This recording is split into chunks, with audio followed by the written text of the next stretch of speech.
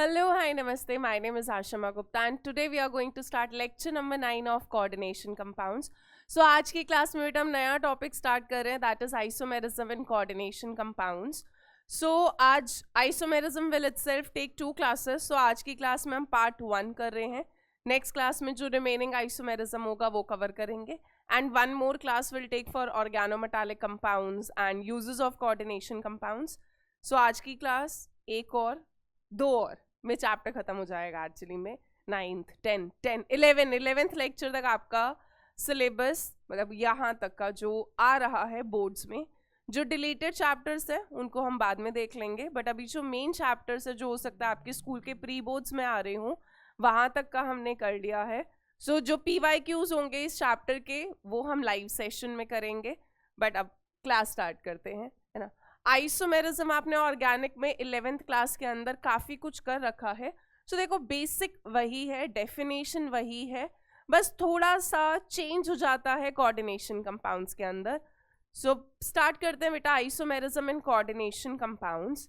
पहले डेफिनेशन ही लिख लेते हैं. अगर मैं आपसे पूछूं कि आइसोमेरिज्म या आइसोमर्स क्या होते हैं, सो हम आइसोमर्स क्या डिफाइन करते थे, वो कंपाउंड्स जिनका मॉलिक्यूलर फॉर्मूला सेम होता है. तो पहली कंडीशन आइसोमेरिज्म दिखाने के लिए दो कंपाउंड्स हम तभी बोलेंगे आइसोमर्स जब उनका मॉलिक्यूलर फॉर्मूला सेम हो, बट अरेंजमेंट अलग हो सकता है. अरेंजमेंट अलग होने की वजह से जो एटम्स होते हैं, जो ग्रुप्स होते हैं, अगर डिफरेंट अरेंजमेंट है जिसकी वजह से आपको कोई नया फॉर्मूला या कुछ नया मिल रहा है, तब हम बोलते हैं कि उनकी फिजिकल प्रॉपर्टीज अलग हो सकती है, उनकी केमिकल प्रॉपर्टीज अलग हो सकती हैं, दोनों प्रॉपर्टीज भी डिफरेंट हो सकती है.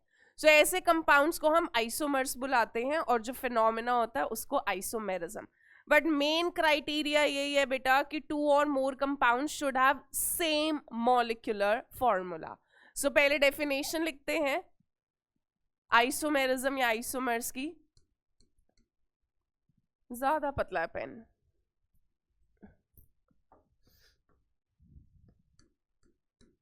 Two or more compounds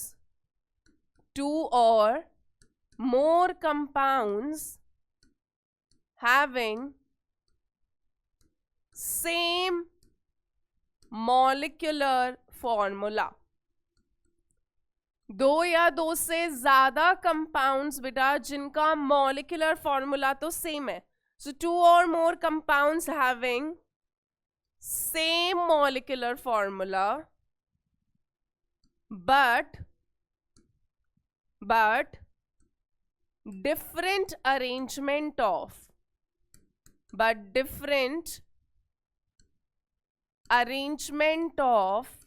atoms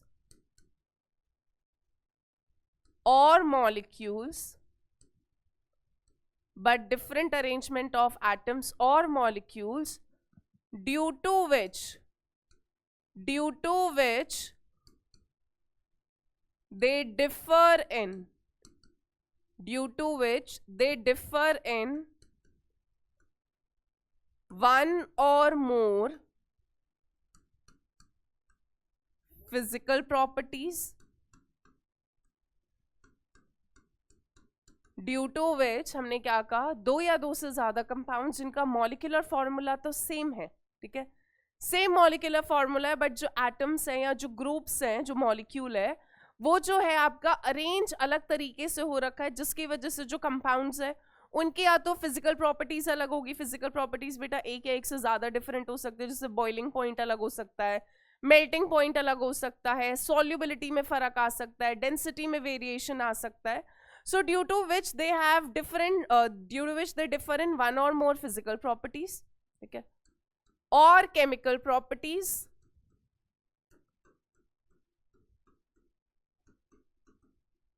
और both, दोनों भी different हो सकती है. So आइसोमेरिज्म में जो compounds होते हैं जिनका arrangement अलग अलग होता है पर molecular formula same है, फिजिकल प्रॉपर्टीज अलग हो सकती है, केमिकल प्रॉपर्टीज अलग हो सकती है, या दोनों प्रॉपर्टीज भी डिफरेंट हो सकती है. जैसे आपने ऑर्गेनिक में करा था फंक्शनल आइसोमेरिज्म, जैसे एल्डिहाइड और कीटोन फंक्शनल आइसोमेरिज्म दिखाते हैं, मॉलिक्यूलर फॉर्मूला सेम होता है, बट एक में एल्डिहाइड है एक में कीटोन है, आपकी फिजिकल प्रॉपर्टीज अलग हो जाएंगी, केमिकल प्रॉपर्टीज अलग हो जाएंगी क्योंकि रिएक्शंस में डिफरेंस आ जाएगा.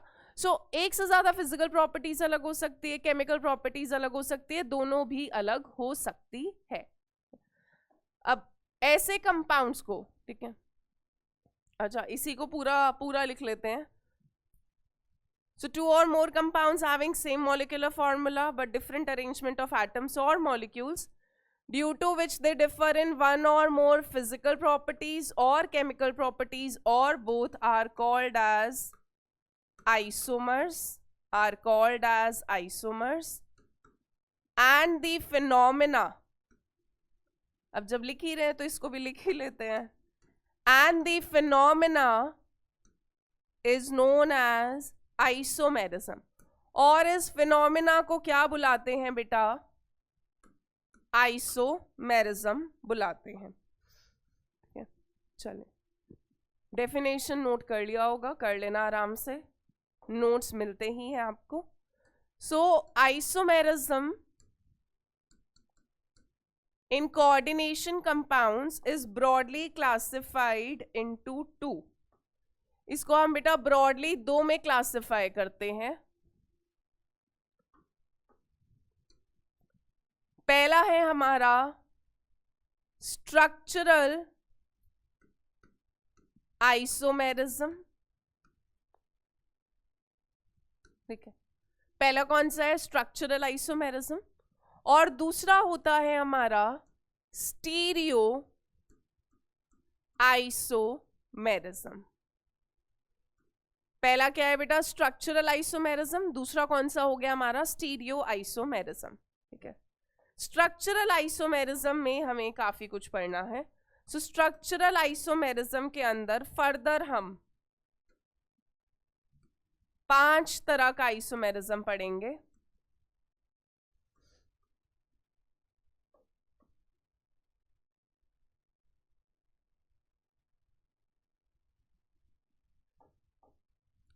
सबसे पहला पढ़ेंगे इसके अंदर हम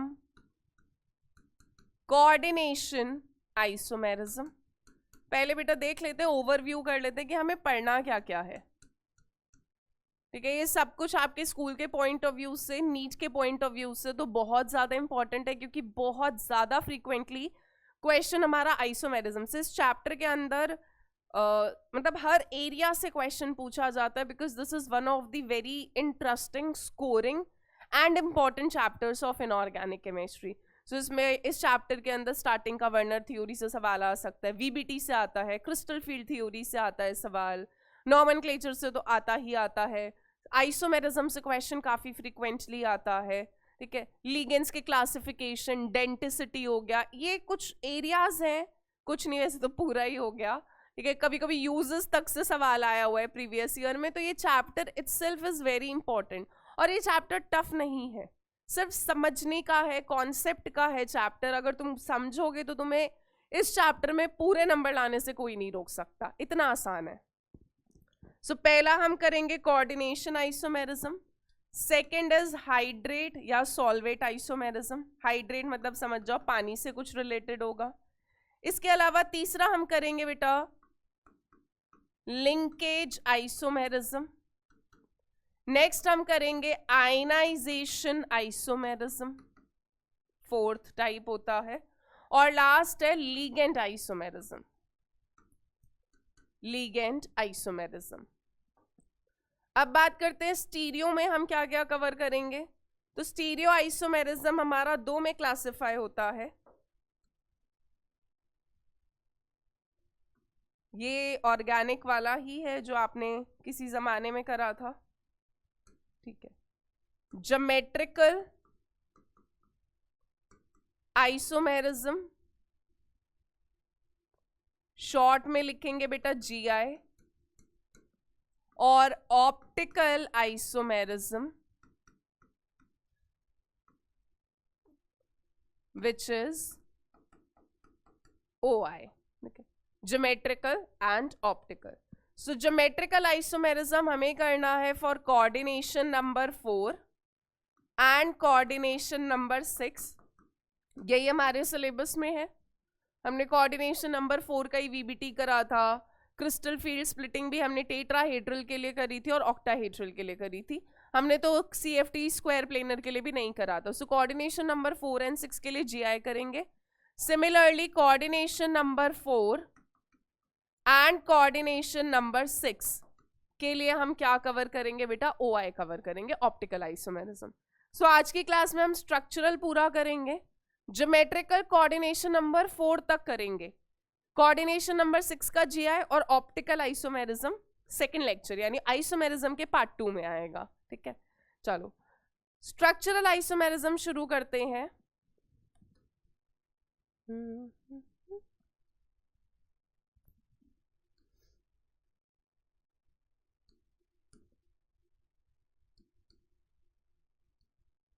स्ट्रक्चरल आइसोमेरिज्म, अगर कोई बोले भाई स्ट्रक्चरल आइसोमेरिज्म की डेफिनेशन क्या है, सो नाम से समझना बेटा। स्ट्रक्चरल आइसोमेरिज्म में देखो, आइसोमर्स में मॉलिक्यूलर फॉर्मूला तो सेम ही होगा, तो मैं यही बोलूंगी 2 और more compounds having same molecular formula.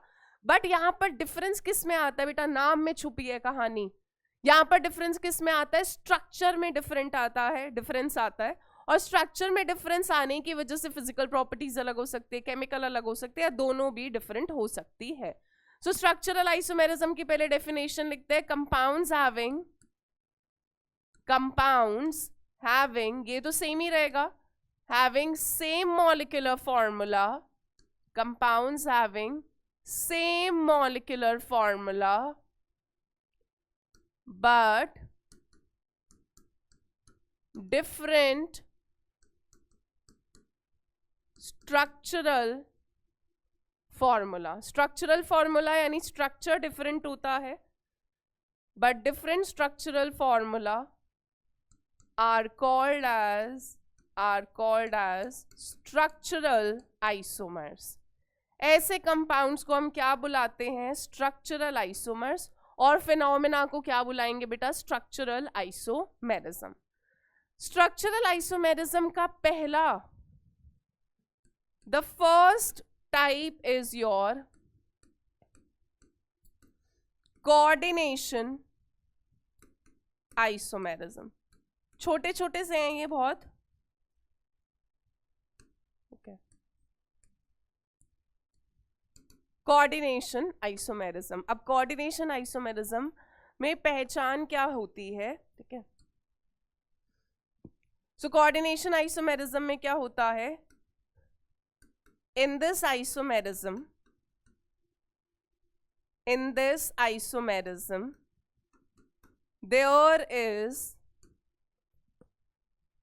there is exchange of ligands, completely or partially between cationic and anionic complexes। ठीक है, समझना मैंने क्या लिखा, हमने क्या कहा? सबसे इंपॉर्टेंट पहचान पता है यहाँ पर क्या होती है? सबसे इंपॉर्टेंट पहचान एक्सचेंज ऑफ लिगेंड्स तो है। किसमें exchange of ligands? Between केटाइनिक and anionic complexes. Coordination isomerism का बेटा सबसे आसान पहचान, सबसे आसानी से कैसे पता लगता है? इस आइसोमेरिज्म में आपका केटायन भी कॉम्प्लेक्स होता है स्क्वायर ब्रैकेट वाला, और एनायन भी कॉम्प्लेक्स होता है स्क्वायर ब्रैकेट वाला। ठीक है, सो यहां पर जैसे मैं एग्जांपल देती हूं,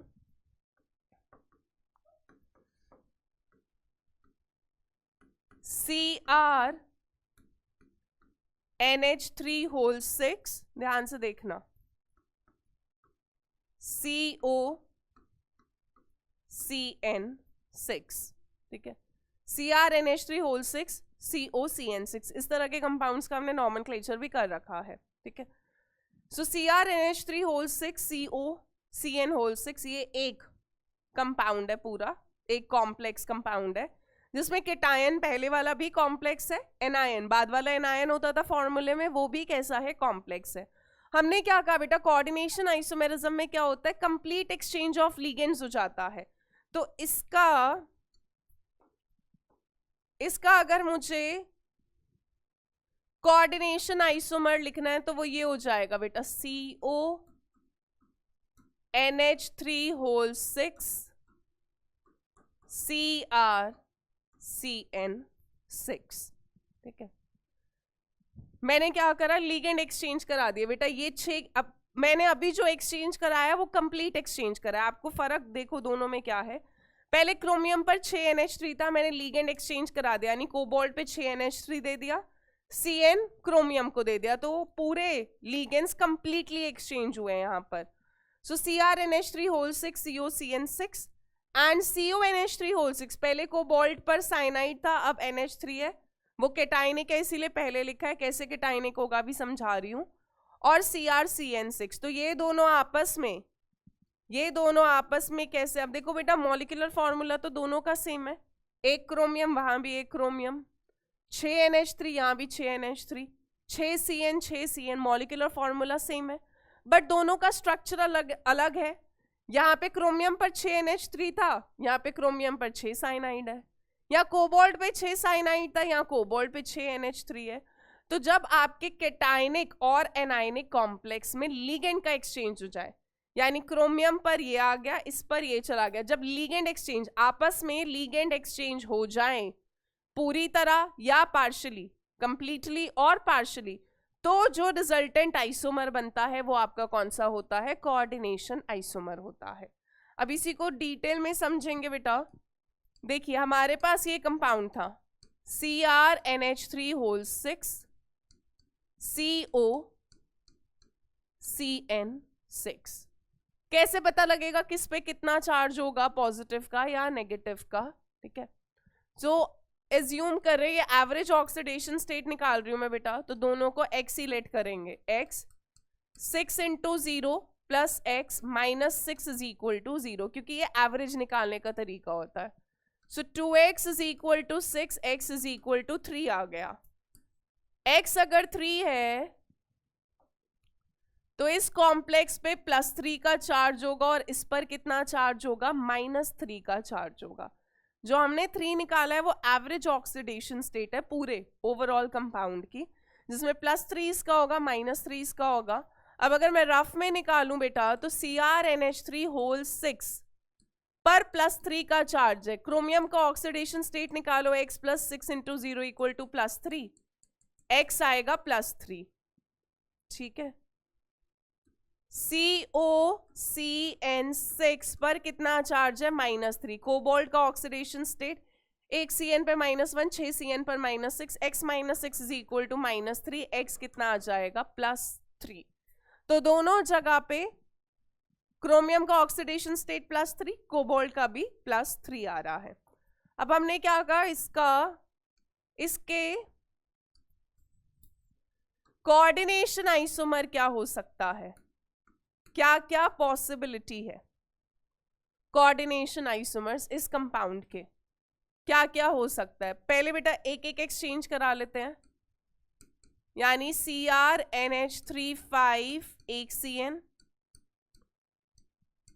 COCN5, वैसे तो NH3 पहले आना चाहिए फॉर्मूले में क्योंकि अमीन पहले आना चाहिए, CONH3 CN5।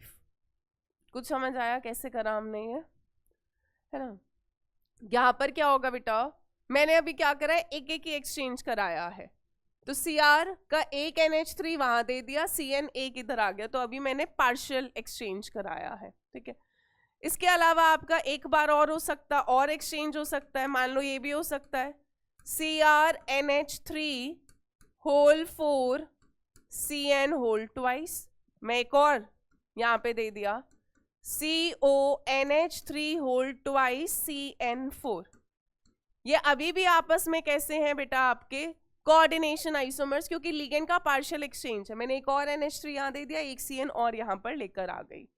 अगर कंप्लीट एक्सचेंज हो रहा है कंप्लीट एक्सचेंज हो रहा है, दोनों लिगेंड्स टोटल एक्सचेंज हो गए, तो बेटा कोबाल्ट NH3 होना चाहिए, और Cr वाला बाद में लिखेंगे जो साइनाइड के साथ जुड़ा होगा. Now this is a complete exchange. Why? देखिए, मेटल का, सेंट्रल मेटल एटम का ऑक्सीडेशन स्टेट किसी भी कॉम्प्लेक्स में बदलना नहीं चाहिए, ये कंडीशन होती है. ठीक है. सो यहाँ पर +3 चार्ज होगा, यहाँ -3 होगा, ये तो हम निकाल ही चुके थे. जब कॉम्प्लेक्स पे +3 का चार्ज होगा बेटा यहाँ पर, तभी कोबाल्ट का ऑक्सीडेशन स्टेट +3 आएगा, और यहाँ पे क्रोमियम का +3 तभी आएगा.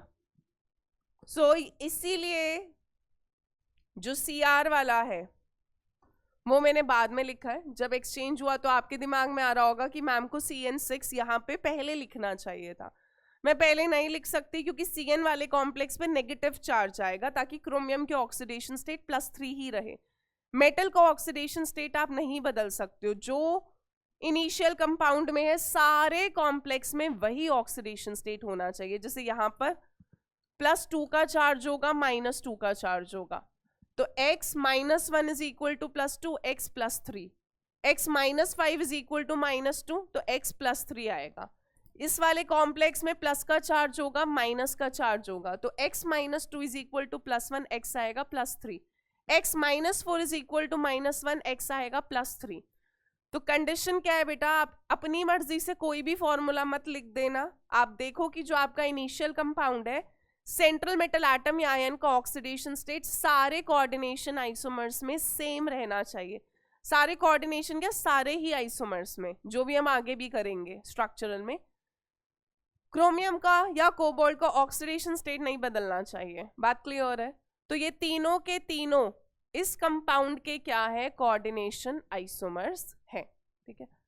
सो जब भी कैटायनिक और एनायनिक कॉम्प्लेक्स के अंदर लीगेंड का एक्सचेंज हो, आपस में लीगेंड का एक्सचेंज हो जाए, जैसे Cn इधर आया, NH3 इधर गया, एक और Cn इधर आया, एक और NH3 गया, पूरी तरह भी जब एक्सचेंज हो गया तो हम बोलते हैं कौन सा आइसोमेरिज्म होता है, कोऑर्डिनेशन आइसोमेरिज्म होता है. ठीक है. चलिए सेकंड वाला नेक्स्ट पे लिखते हैं.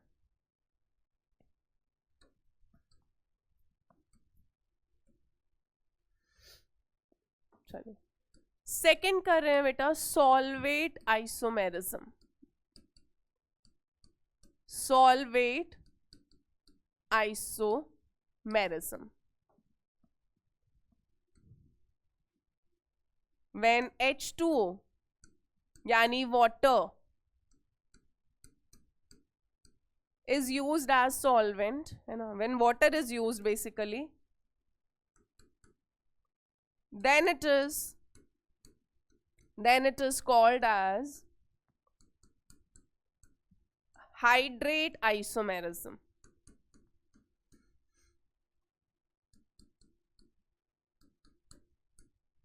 ठीक है.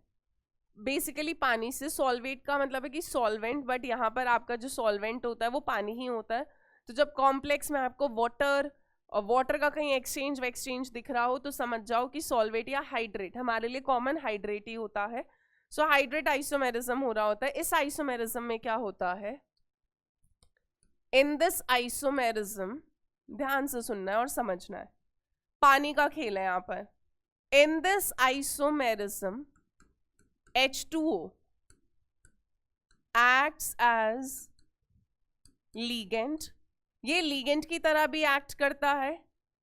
It acts as, so H2O acts as ligand as well as water of crystallization. पानी किसकी तरह एक्ट करता है बेटा, ligand की तरह भी एक्ट करता है, और साथ के साथ ये वाटर ऑफ क्रिस्टलाइजेशन की तरह भी एक्ट करता है. जैसे एग्जाम्पल देती हूँ ना,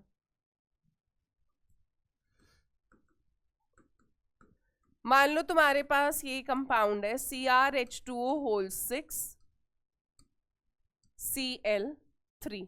तुमसे अगर मैं पूछूं यहाँ पे क्रोमियम का ऑक्सीडेशन स्टेट कितना है, अब तो यार ऑक्सीडेशन स्टेट निकालना आ गया होगा, ब्रेक करो इसको, तो ये किस में टूटेगा, बेटा बैक क्रॉस करो तो CrH2O होल 6, तुम्हें पता है Cl पर -1 का चार्ज होता है। Cl के नीचे 3 तभी आएगा जब इस कॉम्प्लेक्स पे कितना चार्ज होगा, 3+। बाकी Cl 3 बार है तो 3 क्लोराइड हो जाएगा बैलेंस करने के लिए चार्ज। क्रोमियम का ऑक्सीडेशन स्टेट X प्लस, पानी पे कोई चार्ज नहीं, 6 × 0 = +3, यानी क्रोमियम का ऑक्सीडेशन स्टेट यहाँ पर कितना आएगा, +3 आएगा। कितना आ जाएगा, +3 आएगा। ये तो रफ वर्क है समझाने के लिए। इस कंपाउंड के क्या क्या हाइड्रेट आइसोमेरिज्म होंगे, एक Cl को अंदर लाओ, एक पानी को बाहर भेजो, यानी H2O होल 5, एक Cl बेटा मैं अंदर लेकर आई, तो बाहर कितने Cl बचेंगे, 2 Cl और साथ में डॉट H2O। अब यहाँ पर आपको दिख रहा होगा पानी लिगेंड की तरह भी है, वाटर क्रिस्टलाइजेशन की तरह भी है, वाटर ऑफ क्रिस्टलाइजेशन। एक और Cl अंदर लेकर आओ, एक और पानी को बाहर भेजो, CrH2O होल 4 Cl2, मैं एक और Cl अंदर लेकर आई हूं तो बाहर एक ही Cl बचेगा। एक और पानी जब बाहर गया तो बेटा यहाँ पर कितना हो जाएगा, .2H2O डाइहाइड्रेट हो गया, 2 वाटर ऑफ क्रिस्टलाइजेशन है। एक और Cl को अंदर लेकर आओ, एक और पानी को बाहर भेजो, तो CrH2O होल 3 Cl3, डॉट में कितना हो जाएगा, 3H2O। अब तीनों कॉम्प्लेक्स में अगर तुम चेक करोगे तो क्रोमियम का ऑक्सीडेशन स्टेट +3 ही होगा। कैसे, इस कॉम्प्लेक्स पे चार्ज होगा 2+, x ये तो न्यूट्रल है, x - 1 = +2, x आएगा +3। इस कॉम्प्लेक्स पे +1 का चार्ज होगा तो x - 2 = +1, x आएगा +3। और इस कॉम्प्लेक्स पे कोई चार्ज नहीं है, 0 होगा क्योंकि कोई काउंटर आयन नहीं है, तो x - 3 = 0, तो x आ जाएगा +3। तो आप देख रहे हो तीनों ही जगह पे क्रोमियम का ऑक्सीडेशन स्टेट सेम है as that of the given example या गिवन कंपाउंड। तो इस कंपाउंड के ये तीनों के तीनों आपके क्या है, हाइड्रेट आइसोमेरिज्म। जब पानी लिगेंड की तरह भी एक्ट करे, जब आपको पानी का एक्सचेंज दिख रहा हो ना, आउटर एंड मतलब आउटर और इनर स्फीयर के अंदर, जब पानी लिगेंड की तरह भी एक्ट कर रहा हो, वाटर ऑफ क्रिस्टलाइजेशन की तरह भी एक्ट कर रहा हो, तो उस केस में जो आइसोमेरिज्म होता है वो आपका कौन सा होता है बेटा, हाइड्रेट या solvate, basically hydrate isomerism. Second clear है, बाकी क्वेश्चंस प्रैक्टिस से और क्लैरिटी आ जाती है, आसान क्वेश्चंस होते हैं इसके। थर्ड आते हैं लिंकेज आइसोमेरिज्म।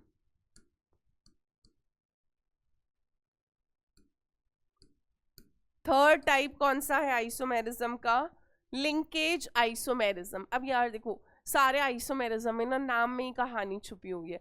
लिंकेज का मतलब है कुछ लिंकेज से ही रिलेटेड है, यानी लिगेंड अलग अलग तरीके से जुड़ रहा होगा, तो ये आइसोमेरिज्म कब अराइज होता है, this isomerism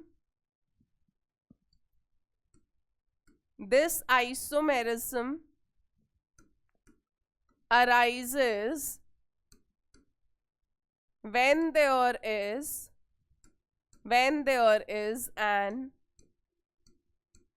ambidented ligand, when there is an ambidented ligand and links to central metal atom or ion through different sides. ठीक है, लिंकेज आइसोमेरिज्म की सबसे आसान पहचान, जैसे पहले कोऑर्डिनेशन आइसोमेरिज्म की पहचान क्या थी, कॉम्प्लेक्स मतलब केटायन और एनायन दोनों कॉम्प्लेक्स ही होते हैं, दोनों जगह स्क्वायर ब्रैकेट होता है, बस लिगेंड का एक्सचेंज होता है। हाइड्रेट की भी आसानी से पहचान हो जाती है, पानी का खेल हो रहा होगा, पानी लिगेंड की तरह होगा, पानी बाहर वाटर ऑफ क्रिस्टलाइजेशन की तरह होगा।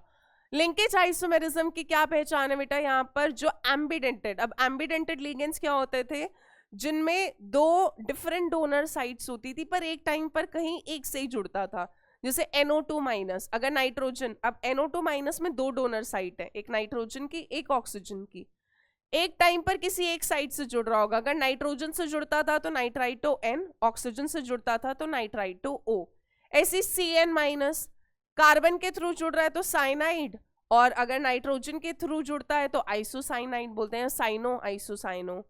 SCN-, अगर सल्फर के थ्रू है तो थायोसाइनेटो S। SCN- में नाइट्रोजन भी डोनर साइट होती है, तो अगर NCS- लिख रहे हैं मतलब नाइट्रोजन के थ्रू है तो थायोसाइनेटो N हो जाता है। तो जब लिंकेज अलग अलग हो, लीगेंड का फॉर्मूला तो सेम ही होगा, बट अगर लिंकेज दूसरी अलग अलग साइट से हो रही है तब हम जो बोलते हैं आइसोमेरिज्म अराइज होता है। वो कौन सा होता है आपका? लिंकेज आइसोमेरिज्म, क्योंकि इसमें सिर्फ लिंकेज का फर्क होगा। एग्जाम्पल देखो,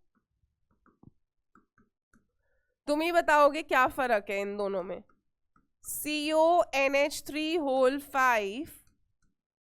ONO, ठीक है, Cl2। इसी का अगर मेरे को लिंकेज आइसोमर लिखना है तो ये हो जाएगा CONH3 फॉर्मूला सेम रखूंगे बेटा, NO2 अगेन फॉर्मूला सेम है, बाहर हो गया Cl2। चलो, ये कंपाउंड येलो कलर का होता है और ये कंपाउंड रेड कलर का होता है। तो दोनों कंपाउंड्स का मॉलिक्यूलर फॉर्मूला सेम है, एग्जैक्टली सब कुछ सेम है, बस एक लीगेंड की लिंकेज की वजह से फिजिकल प्रॉपर्टी अलग है। ये येलो कलर का होता है, वो रेड कलर का होता है। एक बार दोनों का IUPAC नेम भी लिख लेते हैं, नाम तो लिखना हमें आता है। 5 बार देखो अलग अलग लीगेंड है, अमीन है और नाइट्राइटो है, यहाँ O से है वहां N से है। अल्फाबेटिकली अमीन पहले आएगा, तो पहले मैं अमीन का नाम लिखूंगी क्योंकि ये केटायन है वो एनायन है। जब कॉम्प्लेक्स का नाम लिखते तो पहले लीगेंड का नाम। 5 बार के लिए बेटा पेंटा अमीन, फिर नाइट्राइटो कौन सी जगह से जुड़ रहा है? O से, nitrito O। Cobalt central metal atom का नाम लिखा। यहाँ पे कॉम्प्लेक्स पे बेटा बैक क्रॉस करोगे 2+ का चार्ज होगा Cl पे -1, तभी क्रॉस होकर ये 2 इधर आया हुआ है। कोबाल्ट ऑक्सीडेशन स्टेट निकालते हैं, अब तो वर्बली निकाल सकते हैं, इतना चैप्टर खत्म होने को आ रहा है। X 5 पे 0 चार्ज होगा। नाइट्रो NO2 जो होता है उसमें -1 का चार्ज होता है, तो X - 1 is equal to +2। X कितना आ जाएगा? +3। कोबाल्ट थर्ड Cl- के लिए, क्योंकि लीगेंड नहीं है बेटा, ये नॉर्मल काउंटर आयन है तो नॉर्मल नाम लिखेंगे, कोबाल्ट थर्ड क्लोराइड। इसी कंपाउंड का अगर हमें नाम लिखना है दूसरे का, फिर से सारी चीज सेम रहेगी, पेंटा अमीन। अमीन में $M लगाना है, बट यहाँ पर लिंकेज कहाँ से हो रखी है बेटा? नाइट्राइटो N, नाइट्रोजन के थ्रू मेटल से बॉन्ड बना है। Nitrito N cobalt third chloride. So just because of the ambidentate ligand जो अलग अलग साइट से जुड़ रहा है, एक जगह O से एक जगह N से, आपको 2 नए कंपाउंड्स मिल रहे हैं। और ये दोनों आपस में, इन दोनों में क्या रिश्ता है बेटा? ये दोनों आपस में लिंकेज आइसोमर्स है, क्योंकि एम्बिडेंटेड लीगेंड के पास चॉइस होता है, उसमें 2 डोनर साइट्स होती है, दोनों अलग अलग होती है, एक टाइम पर कोई एक बॉन्ड बनाती है। तो यहाँ पर ऑक्सीजन से बॉन्ड बन रहा है, यहाँ पे नाइट्रोजन के साथ बॉन्ड बन रहा है। क्लियर है? तो लिंकेज की सबसे आसान पहचान है, अगर आपको एम्बिडेंटेड लीगेंड दिख रहा है, NO2-, CN-, अलग अलग साइट से जुड़ा हुआ है कंपाउंड्स में, या फिर SCN- और NCS-, वो है ना। एम्बिडेंटेड लीगेंड में हमारे पास कौन कौन से हैं? NO2- या फिर ONO- के थ्रू एक टाइप हो गया, CN- या फिर NC-, ठीक है, SCN- या फिर NCS-। ये आपके कैसे लीगेंड्स है? एम्बिडेंटेड लीगेंड्स है। Nitrito N, nitrito O, cyano isocyano, thiocyanato S iso मतलब थायोसाइनेटो S, उसको थायोसाइनेटो N बोलते हैं, ठीक है। सो जो डोनर साइट है, जो लिंकेज वाली साइट है, जो जुड़ रही है मेटल के साथ, आपको वो साइट बतानी है कौन सी है, ठीक है। चलो नेक्स्ट पे चलते हैं, 4th। लिंकेज के बाद नेक्स्ट है आपके पास आयनाइजेशन आइसोमेरिज्म। आयनाइजेशन आइसोमेरिज्म बहुत बहुत बहुत इंपॉर्टेंट है ये वाला, ठीक है। तो इसमें हम पहले स्टार बना देते हैं, that this is very important, काफी फ्रीक्वेंटली पूछे हुए सवाल है, ठीक है। सो इन दिस आइसोमेरिज्म कंपाउंड्स या कॉम्प्लेक्स कंपाउंड्स जो होते हैं, compounds give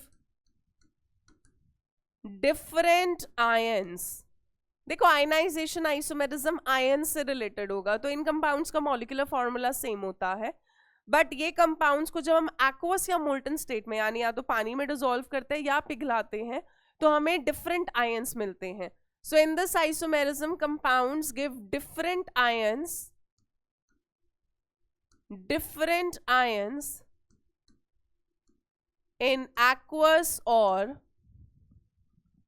in aqueous or molten state। aqueous या molten state में different ions मिलते हैं।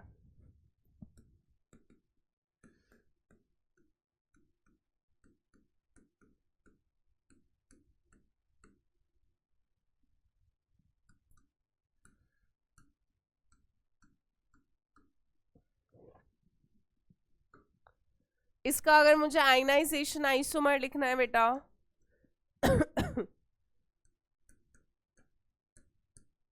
NH3 को बाहर नहीं निकालूंगी क्योंकि NH3 कोई आयन नहीं देता। सल्फेट को अंदर लिख दो, Br को बाहर लिख दो। अब यहां पर देखिए जरा ध्यान से देखना, इंपॉर्टेंट है बहुत ज्यादा। मैंने इस कंपाउंड को पानी में डिसॉल्व करा या पिघलाया, ऐसे इस कंपाउंड को भी बेटा मैंने या तो पानी में डिसॉल्व करा या पिघलाया। दोनों का मॉलिक्यूलर फॉर्मूला तो सेम है, एक कोबाल्ट 5 NH3 5 NH3, एक Br 1 Br, एक सल्फेट 1 सल्फेट। मॉलिक्यूलर फॉर्मूला दोनों का सेम है, बट जब हमने दोनों को डिसॉल्व करा पानी में या पिघलाया तो हमें डिफरेंट आयंस मिलेंगे। क्या डिफरेंट आयंस मिलेंगे? यहां पर बेटा आपको क्या क्या आयन मिलेगा?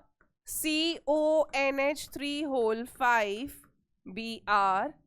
सल्फेट पे बेटा -2 का चार्ज होता है, तो इस कॉम्प्लेक्स पे +2 का चार्ज होगा। बोलो यार, तभी तो 2 से 2 कैंसिल होगा क्योंकि यहां पर कोई नंबर ही नहीं है।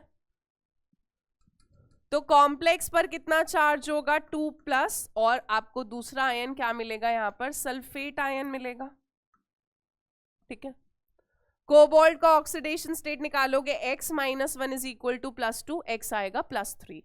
इसको जब पानी में डिसॉल्व करेंगे तो ये टूटेगा,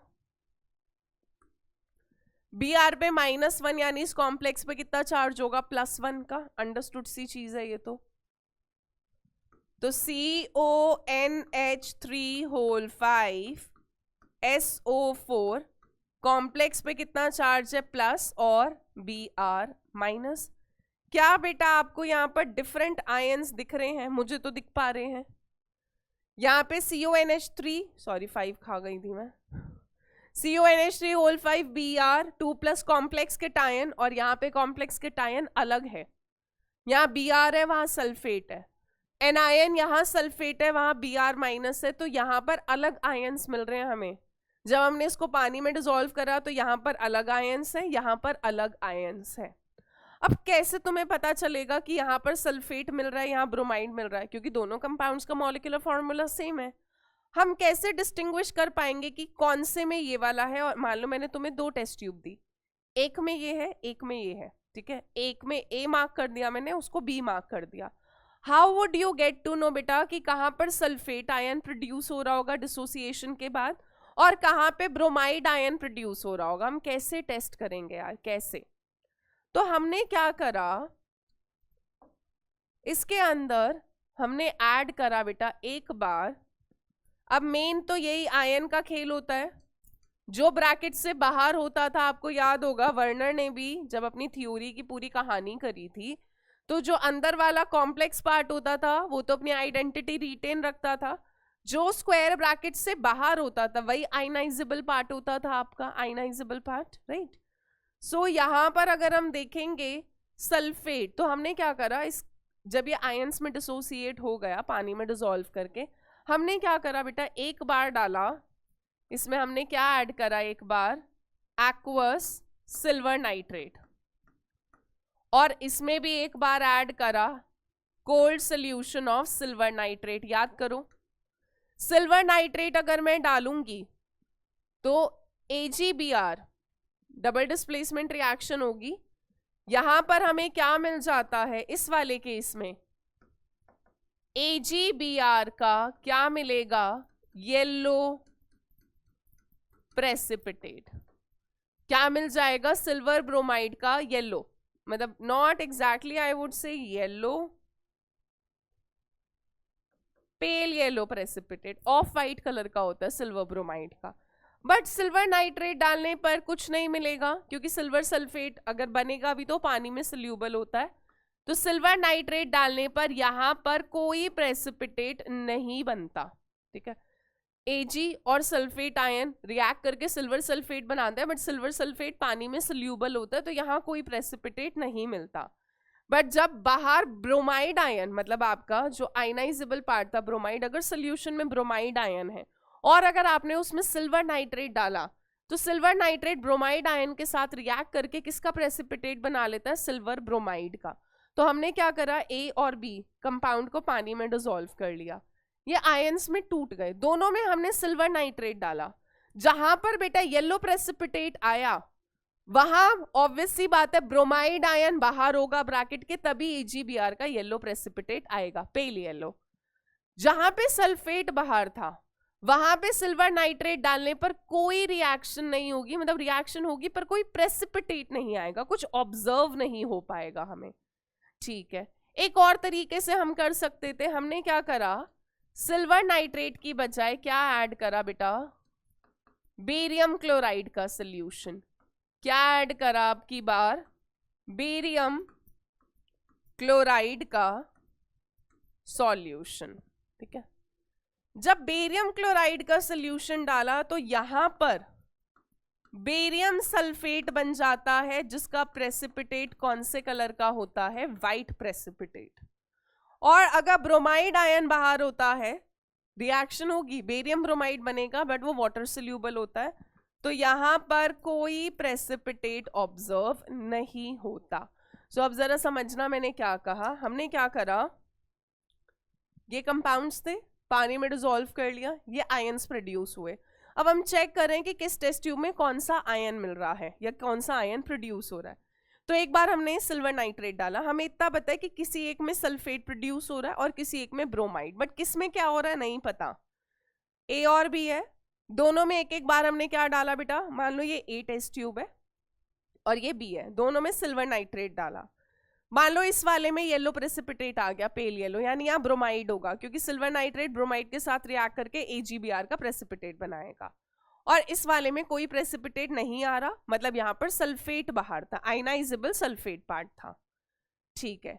सिल्वर नाइट्रेट की जगह हम बेरियम क्लोराइड से भी टेस्ट कर सकते हैं। जब दोनों में बेरियम क्लोराइड डाला, जहां पर प्रेसिपिटेट नहीं आया, मतलब जहां पे इस वाले में मैं ले रही हूं, इसमें ब्रोमाइड बाहर था, तो यहां पर जब बेरियम क्लोराइड डाला कोई प्रेसिपिटेट नहीं आया। बट जहां पर सल्फेट बाहर था, बेरियम क्लोराइड उसके साथ रिएक्ट करके बेरियम सल्फेट बनाता और क्या प्रेसिपिटेट आ जाता है, वाइट प्रेसिपिटेट। तो यहां पर क्वेश्चन क्या आता है कि हाउ कैन यू या give evidence that these two compounds give different ion in solution। आपको प्रूफ देना है, तो आप प्रूफ कैसे दोगे, आप कैसे साबित करोगे कि हाँ जी भाई यहाँ सल्फेट है और यहाँ ब्रोमाइड बाहर है। तो वो प्रूफ हम या तो सिल्वर नाइट्रेट डालकर दे सकते हैं या फिर बेरियम क्लोराइड के थ्रू दे सकते हैं। एक और एग्जाम्पल करा रही हूं, जिसको अगर क्लैरिटी नहीं हो पाई तो एक और एग्जाम्पल से तो क्लैरिटी हो ही जाएगी।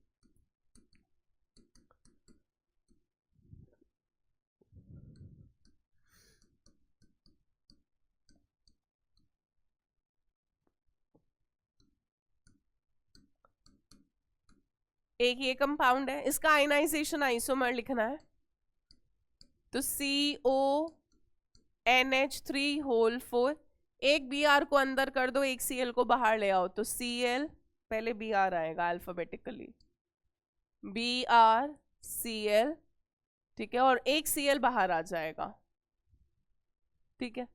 कोबाल्ट का ऑक्सीडेशन स्टेट दोनों जगह सेम आएगा, यहाँ +1 का चार्ज होगा तो x -2 +1 x आएगा +3, यहाँ पे भी +1 -1 x -1 x -2 is equal to +1 x आएगा +3। ऑक्सीडेशन स्टेट बेटा दोनों जगह सेम होना चाहिए और होगा, अगर नहीं आ रहा तो मतलब तुम कुछ गड़बड़ कर रहे हो। चलो फिर से दोनों कंपाउंड्स को तोड़ेंगे एक्वस और मोल्टन में। अगर इस कंपाउंड को मैं पानी में डिसॉल्व करूं या पिघलाऊं, जल्दी बोलो क्या आयंस बनेंगे? आयंस तो तुम लिख ही सकते हो, इतना तो पहले से सीख चुके हो। क्या आयंस बनेंगे इस वाले में? क्या आयन प्रोड्यूस होगा बेटा? एक तो प्रोड्यूस होगा CONH3 होल 4, Cl2 पर चार्ज होगा प्लस और Br पर कैसा चार्ज होता है? माइनस। और इसको जब मैंने पानी में डिसॉल्व करा तो CONH3 होल 4 BrCl, अंदर वाला डिसोसिएट नहीं करता, बाहर जो होता है प्लस, और Cl पर कितना चार्ज हो गया? माइनस। डिफरेंट आयंस है, मॉलिक्यूलर फॉर्मूला सेम है, cobalt 4NH3 4NH3, 2 Cl 1 Br 1 Br, पर पानी में डिसॉल्व करने पर ये अलग आयंस दे रहे हैं। यहाँ पे केटायन के अंदर 2 Cl है, यहाँ पर केटायन के अंदर 1 Cl 1 Br है, एनायन यहाँ पे ब्रोमाइड है, वहां पे क्लोराइड है, तो डिफरेंट आयंस मिल रहे हैं। अब तुम कैसे टेस्ट करोगे? अगेन यहाँ पे बेरियम क्लोराइड से नहीं करेंगे, यहाँ पर हमने क्या करा बेटा? आयनाइजेबल ये था और ये था, इस दोनों के अंदर हमने क्या करा? सिल्वर नाइट्रेट का सोल्यूशन डाल दिया। तुम्हें नहीं पता कहाँ पे ब्रोमाइड मिल रहा है और कहाँ पे क्लोराइड मिल रहा है, तुमने क्या करा? दोनों के अंदर क्या ऐड कर दिया? Add silver nitrate solution. यहाँ पे भी हमने क्या ऐड करा? Silver nitrate solution.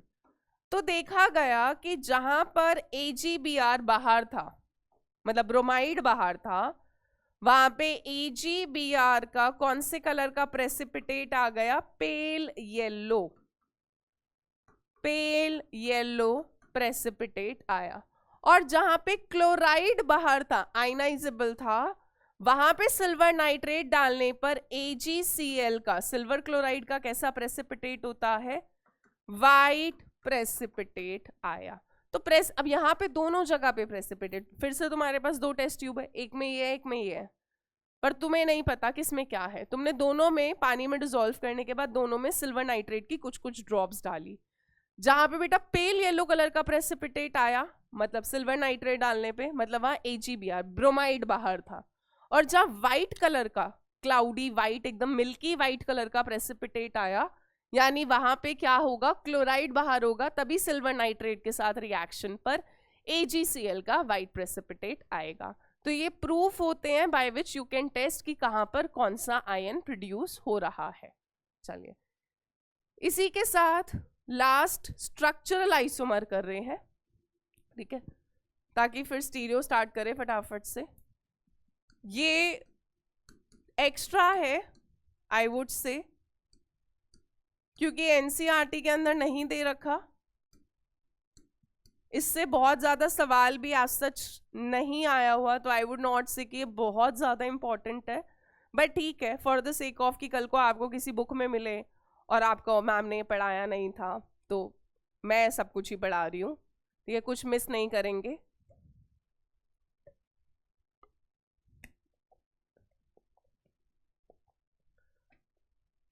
सो लिगेंड आइसोमेरिज्म में क्या होता है? In this ligand itself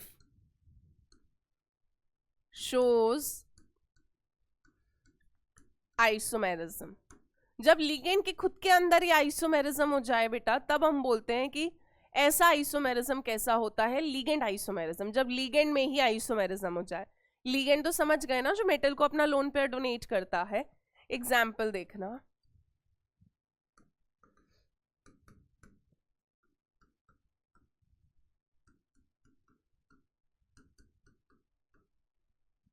CH3 कर देता।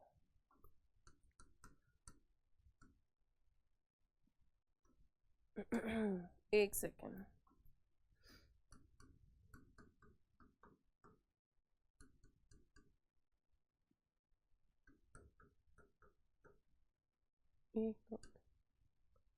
एक हो गया ये, अभी नाम लिखते हैं, ठीक है।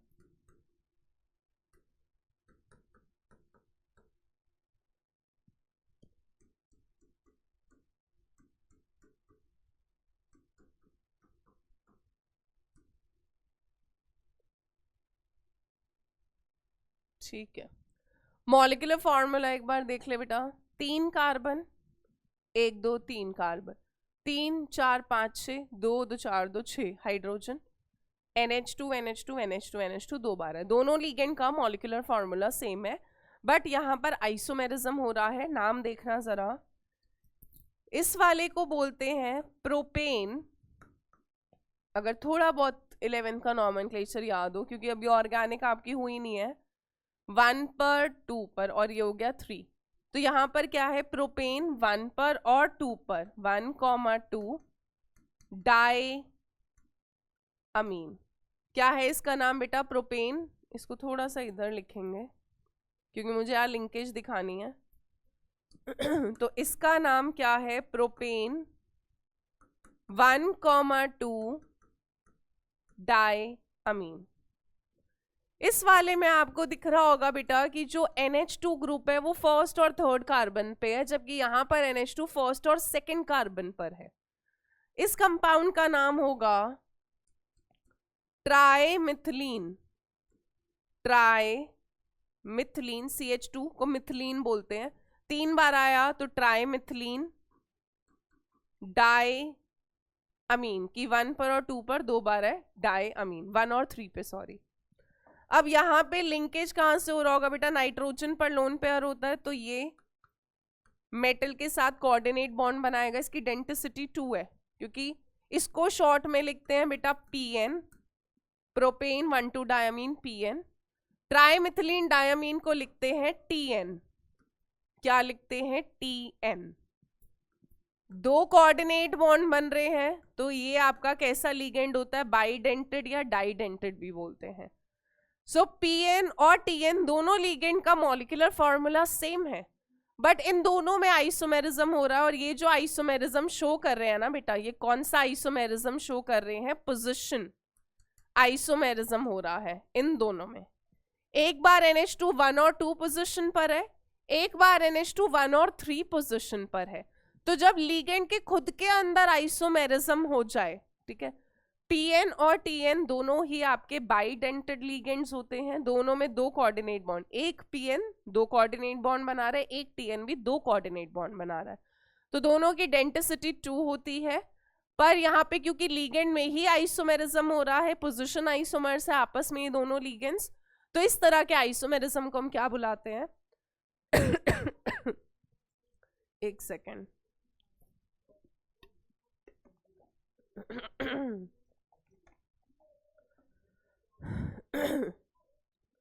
कोल्ड ठीक हो जाता है, बट कोल्ड ठीक होने के बाद वो गले पर आता है।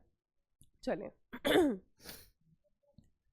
सो हमने कहा कि जब लिगेंड के खुद के अंदर आइसोमेरिज्म हो जाए, then it is called as ligand isomerism. I am again saying this is completely extra, not much frequently asked in exam, पर फिर भी for the sake of extra knowledge बता दिया है, ठीक है। इसी के साथ बेटा हमारा स्ट्रक्चरल आइसोमेरिज्म खत्म होता है। DPP के अंदर काफी क्वेश्चंस है, बाकी जब आइसोमेरिज्म खत्म होगा कल की क्लास में, नेक्स्ट क्लास में, तो I will take all questions together of isomerism, practice question. PYQ का सेशन अलग से रखेंगे। सो एक बार फटाफट से देख लेते हैं बेटा, हमने स्ट्रक्चरल आइसोमेरिज्म के अंदर ये पांचों करा। कोऑर्डिनेशन में क्या था, जब एक्सचेंज ऑफ लिगेंड हो कैटायन और एनायन कॉम्प्लेक्स में। सो इसकी पहचान क्या थी, जब दोनों चीजों में स्क्वायर ब्रैकेट हो, यानी कैटायन भी कॉम्प्लेक्स हो एनायन भी कॉम्प्लेक्स हो, बस लिगेंड का एक्सचेंज हो। सेकेंड हमने कौन सा करा बेटा, सॉल्वेट या हाइड्रेट आइसोमेरिज्म, जब पानी ही लिगेंड की तरह और पानी ही वाटर ऑफ क्रिस्टलाइजेशन की तरह हो। नेक्स्ट हमने करा लिंकेज आइसोमेरिज्म, ये कब अराइज करता है, जब एम्बिडेंटेड लिगेंड हो और अलग अलग साइड से जुड़ रहा हो। नेक्स्ट हमने कौन सा करा, आयनाइजेशन आइसोमेरिज्म, जब कंपाउंड्स को पानी में या मोल्टन स्टेट में लेकर गए तो डिफरेंट आयंस प्रोड्यूस हुए, they give different ions in aqueous और मोल्टन स्टेट। और लास्ट हमने करा लीगेंड आइसोमेरिज्म, जब लीगेंड के खुद के अंदर आइसोमेरिज्म हो जाए then it is called as ligand isomerism. चलिए नेक्स्ट स्टार्ट करते हैं फटाफट से, ज्यादा नहीं है, थोड़ा सा बचा है।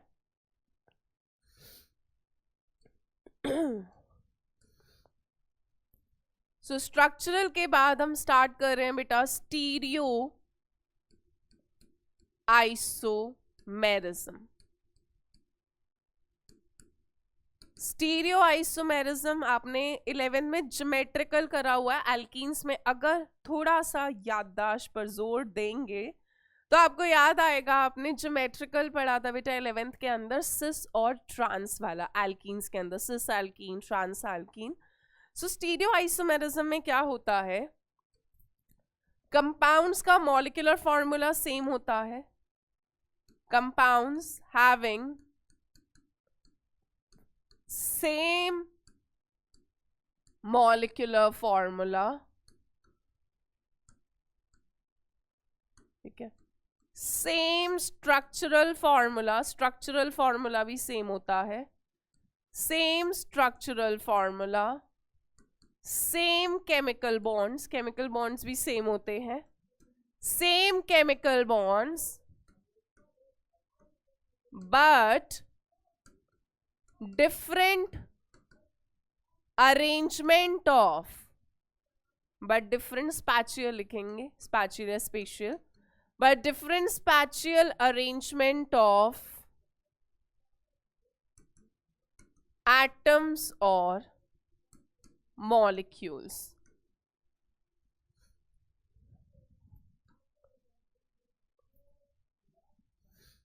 are called as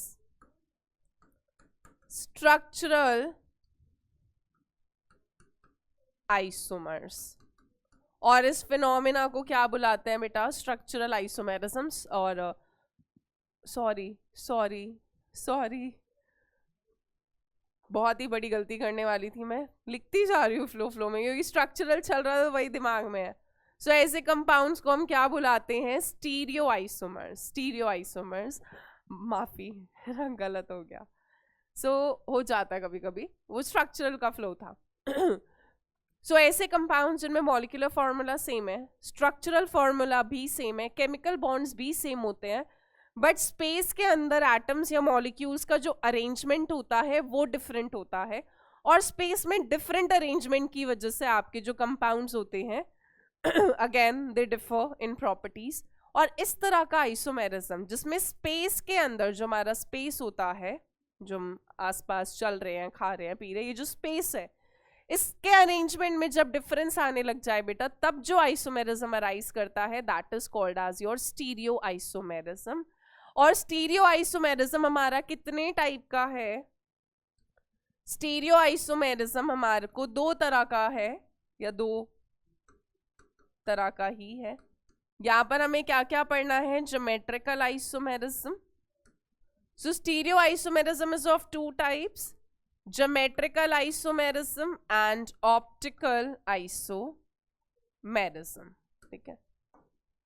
हमें GI पढ़ना है बेटा दो टाइप का, coordination number 4 and coordination number 6 में।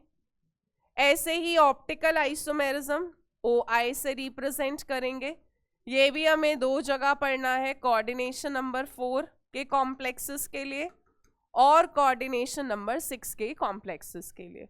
सो we are starting with geometrical isomerism. और चलिए हम स्टार्ट कर रहे हैं बेटा ज्योमेट्रिकल आइसोमेरिज्म, शॉर्ट में GI, ठीक है। ज्योमेट्रिकल आइसोमेरिज्म पहले हम कर रहे हैं बेटा for coordination number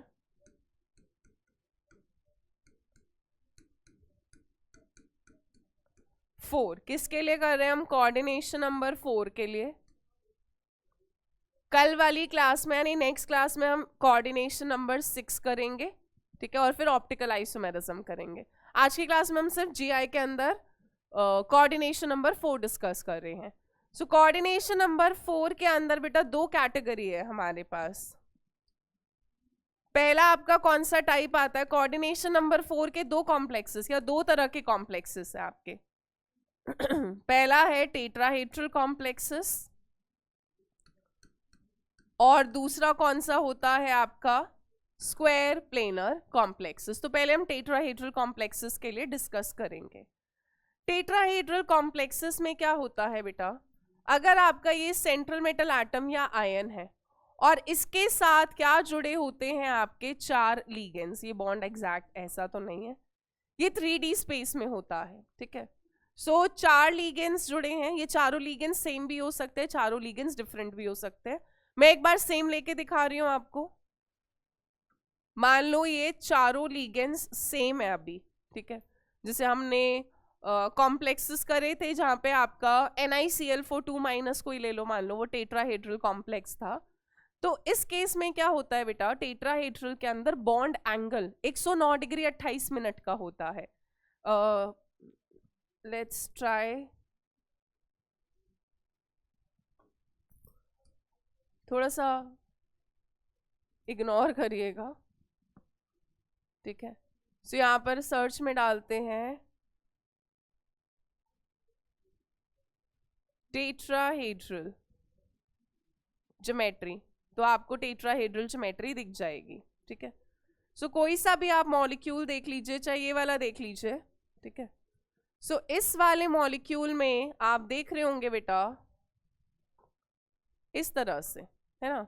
tetrahedral molecule में आप देख रहे हो, अगर मैं इसको और इसको एक्सचेंज कर दूं, ये वाला बॉन्ड अबव है, ये इधर पीछे की तरफ है, ये इधर है और ये उधर की तरफ है, 3D स्पेस है। अगर आप 4 पेन को जोड़ने की कोशिश करोगे, एक ऐसे होगा, एक इधर होगा, एक इधर होगा, एक पीछे की तरफ होगा, ठीक है। सो टेट्राहेड्रल के अंदर क्या होता है, मैं पेन से आपको शो करती हूँ। सो टेट्राहेड्रल के अंदर बॉन्ड एंगल कितना होता है? 109 डिग्री 28 मिनट का बॉन्ड एंगल होता है। अब अगर मान लो बेटा ये A है, ये B है, मैंने यहां से B को उधर करा, A को इधर लेकर आई, यानी अब B इधर आ गया, A इधर आ गया, तो भी तो दोनों के बीच का बॉन्ड एंगल सेम ही रहेगा। अगर मान लो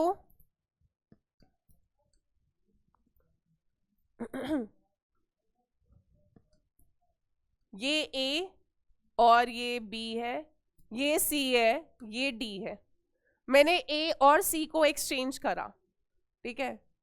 A और C में 109 डिग्री 28 मिनट का है, तो अब मैंने क्या करा बेटा? एक्सचेंज कर दिया, यहाँ C है और यहाँ A है, तो भी तो दोनों के बीच का बॉन्ड एंगल 109 डिग्री 28 मिनट है। B और C के बीच का भी बॉन्ड एंगल 109 डिग्री 28 मिनट है। A और B के बीच का भी बॉन्ड एंगल 109 डिग्री 28 मिनट ही है। जबकि पहले जब A था इधर और C था इधर, तब भी तो बात वही थी, A और B के बीच में तब भी 109 डिग्री 28 मिनट का एंगल था, और B और C के बीच में तब भी 109 डिग्री 28 मिनट का था। C अगर उधर उठ के गया, A इधर आया, तो भी बॉन्ड एंगल सेम रहता है। सो टेट्राहेड्रल कॉम्प्लेक्सेस में क्या होता है, अगर चारों ग्रुप्स डिफरेंट भी होते हैं और अगर आप किसी दो ग्रुप को एक्सचेंज भी कराते हो तो आपको कुछ नया नहीं मिलता। बात कुछ समझ आ रही है बेटा? जब मुझे कुछ नया अरेंजमेंट नहीं मिल पा रहा, ठीक है। ओहो,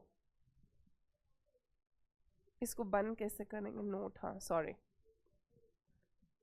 सो यहां पर क्या होता है कि अगर आपका ये L1 है, ये L2 है, ये L3 है और ये L4 है, मैंने क्या कहा? चारों लिगेंड्स अगर हमारे डिफरेंट है तो यहां पर बॉन्ड एंगल सारों के बीच में 109 डिग्री 28 मिनट का ही है। अगर L2 इधर जाता है, L1 इधर आता है, तो भी देखो L1 L2 में 109 डिग्री 28 मिनट, L1 L3 में भी 109 डिग्री 28 मिनट, L1 L4 में भी 109 डिग्री 28 मिनट, 2 और 3 में भी उतना ही है, 3 और 4 में भी उतना ही है। 2 और 4 में भी 109 डिग्री 28 मिनट का ही बॉन्ड एंगल है, सारे बॉन्ड एंगल्स बराबर होते हैं, 109 डिग्री 28 मिनट के ही होते हैं। अगर L2 इधर आ गया, L1 इधर आ गया बेटा, तो भी बॉन्ड एंगल सबका सेम ही रहता है आपस में, कुछ नया नहीं मिलता स्पेस में, क्योंकि अगर मैं एक्सचेंज कर भी रही हूं तो ज्योमेट्रिकल होने के लिए कुछ नया अरेंजमेंट तो मिले, तभी तो मैं कहूंगी कुछ नया आइसोमर आ रहा है। बट स्पेस में कुछ नया अरेंजमेंट मिलता ही नहीं, सबके बीच में बॉन्ड एंगल सेम ही रहता है। ज्योमेट्रिकल आइसोमेरिज्म होने के लिए याद रखना एक से ज्यादा डिफरेंट बॉन्ड एंगल होना चाहिए, आना चाहिए। यहाँ पर एक्सचेंज करने के बाद भी सब में बॉन्ड एंगल सेम ही रहता है 109 डिग्री 28 मिनट का, जिसकी वजह से tetrahedral complexes never show GI. Tetrahedral complexes के अंदर बेटा कोई जीआई नहीं होता, नो ज्योमेट्रिकल आइसोमेरिज्म। यहां पर कोई ज्योमेट्रिकल आइसोमेरिज्म नहीं होता, क्योंकि कोई नया मॉलिक्यूल, कोई नया अरेंजमेंट हमें नहीं मिल पाता। लिगेंड को एक्सचेंज करने के बाद भी सब कुछ सेम ही रहता, सब में बॉन्ड एंगल सेम ही रहता है।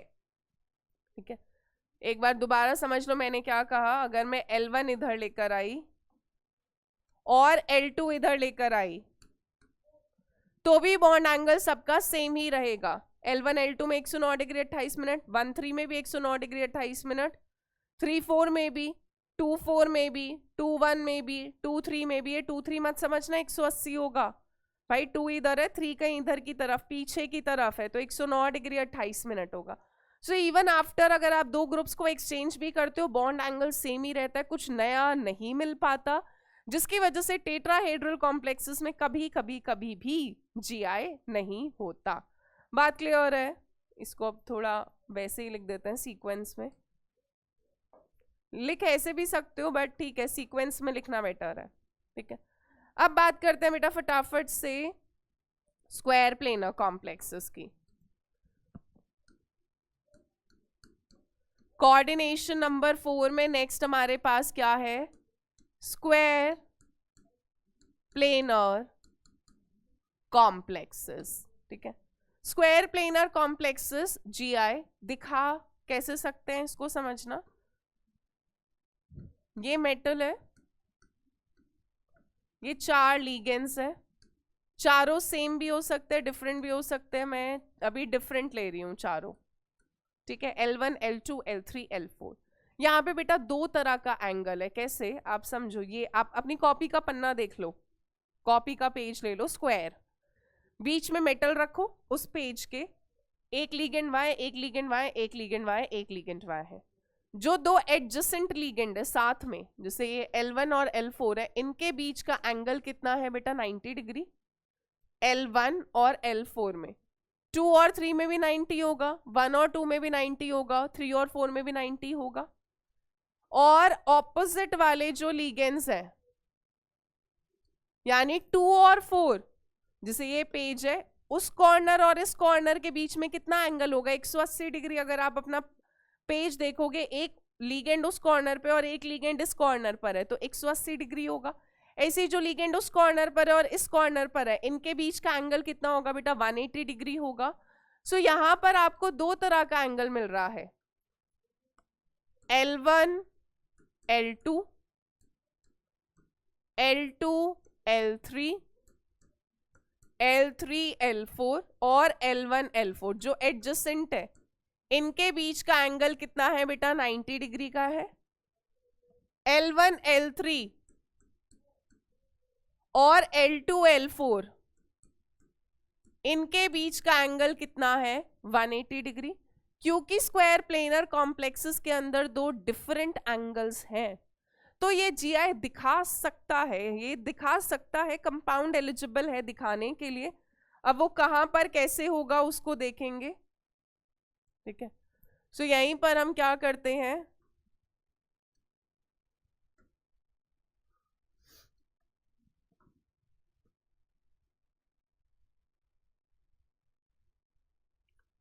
ठीक है, विल डू स्क्वायर प्लेनर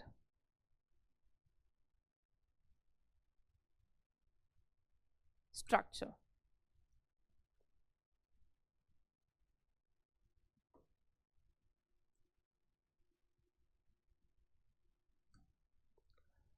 कोई सा भी स्क्वायर प्लेनर देख लीजिए, ये वाला ही देख लीजिए, है ना।